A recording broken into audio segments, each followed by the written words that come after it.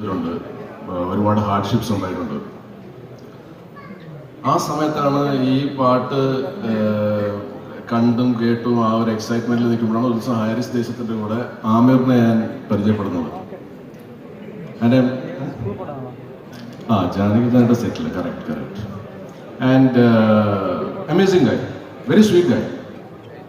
അതിനുശേഷം ഇവർ രണ്ടുപേരും കൂടെ ഞാൻ ഈഡിയും കണ്ടു. ഈഡി വേറൊരു ടൈപ്പ് ഓഫ് സിനിമ, സുരാജിന്റെ വേറൊരു പരിപാടിയും ആ കഥ തന്നെ ഒരു വേറൊരു പരിപാടിയാണ്. അത് കാണണം കേട്ടോ, അത് നമ്മുടെ ഫാമിലിയിലൊക്കെ ഉണ്ടെങ്കിൽ നമുക്ക് വർക്കൗട്ട് ചെയ്യാവുന്നതാണ്. ഉഗ്രൻ കഥയാണ്. അതെ.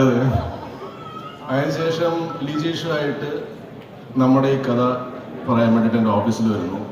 ലിജീഷ് നമ്മളെല്ലാവരും കണ്ടതുപോലെ, നമ്മളെല്ലാവരും സംസാരിച്ച പോലെ, മമത ഇപ്പം പറഞ്ഞ പോലെ എപ്പോഴും ഒരു സ്മൈലിംഗ് ഫേസ് ആണ്.